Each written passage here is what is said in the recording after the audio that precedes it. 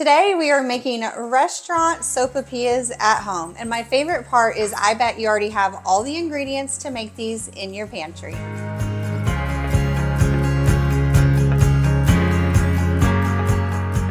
Hi, my name's Christina. I'm with eatingonadime.com. Welcome today to my sister's kitchen, where I'm going to show you how to make the best sopapillas at home, and you're going to be surprised how easy it is. So Carrie, my sister, and I love creating our restaurant favorites at home. It's cheaper, it's more affordable, and it's a lot of fun. One of my favorite things about going out to eat at a Mexican restaurant is the sopapilla desserts. My kids look forward to it. I look forward to it. Something about the honey, it's amazing. And you are gonna love how quick and easy it is to make at home. And you can get the whole family involved, and you'll create lots of memories as well. So first, let's make the dough. We're gonna start out with 3 cups of all-purpose flour. Just add that to a mixing bowl. And then we're going to add in 2 teaspoons baking powder, a tablespoon of sugar for that sweetness, and then just a little bit of salt, a teaspoon of salt as well, just to really amplify the flavors. So just stir all of those together with a spoon or a spatula just to get them incorporated. Now we're gonna add 3 tablespoons of vegetable shortening, and here's the trick with this. It's just easier to mix it together by hand and just get it incorporated into that flour as much as possible. This is when you wanna get the kids involved because they will love doing this. It's super fun, but it's not bad either. You're just wanting it to evenly distribute through that flour. I kind of pinch the shortening to break it up into smaller pieces, and then just use my finger to disperse it evenly. Now we're gonna add some warm water to the mixture. It's a cup of warm water. I'm still gonna mix in by hand. You're gonna wanna gradually add it. So you do want the water to be warm just so it mixes easier.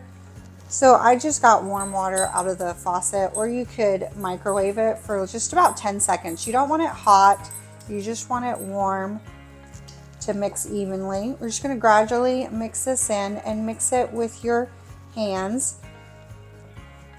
and it's going to form a dough. It's coming together beautifully. So just continue to work the dough until all that water is incorporated. So we're just going to mix it all together until like a big dough ball is formed. Then cover it. I'm just going to use like a kitchen cloth. We're going to cover it and let it set for about 20 to 30 minutes before we roll it out and get the sopapillas ready to fry. So before I roll out the dough, I'm going to go ahead and heat up some oil to fry the sopapillas. So you want to use a big pot, or you can use a fryer as well. And you want to heat up about 3 inches of oil. Today I'm using vegetable oil. You can use canola oil, peanut oil, any oil with a high smoke point, because you need it to get to about 350 degrees to really fry those sopapillas. So I'm going to go ahead and let that start heating through, and we will cut the sopapillas and then it'll be ready to fry. So while the oil is getting all warmed up, we're going to get this dough rolled out and ready to go. So it's been setting, it looks great. You want to flour a work surface just so the dough doesn't stick. You don't want a ton of flour because then your sopapillas are going to taste like flour. So just a little so it's not sticking. I put a little on the counter and then just use my hands to spread it out. So it's a lightly dusted flour surface. We're going to take the dough out, and we're going to put a little bit on the dough as well. Same process. Just lightly dust. You don't want it, you can use your hands and it shouldn't be sticky to the touch at all. Then get a rolling pin. I'm just going to use my hands to get that flour on it, and then we're going to roll this out. You want to roll it out till it's about 1/4 of an inch thick, because they will poof up some when they're frying. Now that it's all rolled out, we're going to cut it into about 3-inch squares, and that's the perfect size for a little delicious sopapilla. It's amazing. I find the easiest way to do this is with a pizza cutter. If you don't have a pizza cutter, you can use a knife as well, a sharp knife. I am going to cut this into strips and then cut it into squares from there. So just based on the size of mine, I'm going to do 3 sections. And then cut each section into like a grid, like smaller squares, if you will. So since we're frying them, they don't all have to be exactly perfect. So don't stress about it. Just get them as close to 3 inches as possible. So if you've never cooked with oil before, you want to make sure that it is around 350 and not super higher, or you could really hurt yourself or someone else. I just use a meat thermometer and stick it in there. Now, if you have a fryer, most of those will gauge it for you. This is around 340-ish, it looks like right now. So that's going to be close enough. It's going to heat a little bit more as I'm frying, and it's going to cook the sopapillas perfectly.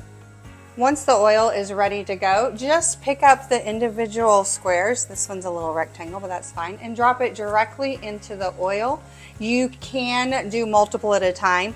You just don't want to overcrowd the oil, so don't put a ton in there. You're going to cook it for about 1 to 2 minutes per side until it's nice and golden brown. So just watch it closely, and then when it gets golden brown, go ahead and flip it and do the other side. Once the other side is done, just remove it from the oil. Perfect. And put it on a plate lined with paper towels. Okay, so we're going to do another batch, and this time I'm going to do about 3 just to show you that you can definitely cook these multiple ones at a time. Just drop them in the oil. Be careful because it could splash. And I'm just going to do 3 because I don't want to overcrowd it. We're just going to let it cook a few minutes, flip them, and cook some more. So once they start getting brown, you just want to flip them to brown the other side. Oop, got me a little bit. You can always see it starting to brown up the sides, and that's how you'll know when it's time to flip them. These are done and perfect. Look at that. So we're just going to put them on that same plate and just keep the process until they're all formed and ready to go. And then they're ready to serve. Now I like to serve these while they're warm. So just right after making them, serve them. It's best drizzled with honey. Now you can roll them in a cinnamon and sugar mixture if you've liked. I've seen a lot of restaurants do that and it tastes amazing. So you can do that.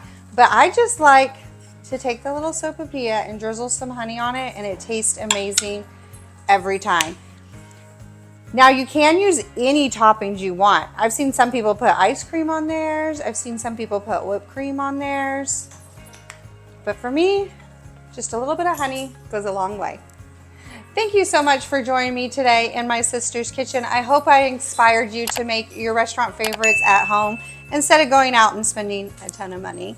All right, do not forget to like and subscribe so you don't miss any more of our family-friendly recipes. And don't forget, you can grab this recipe in the link below. All right, friends, I will see you next time. Bye. Bye, friends.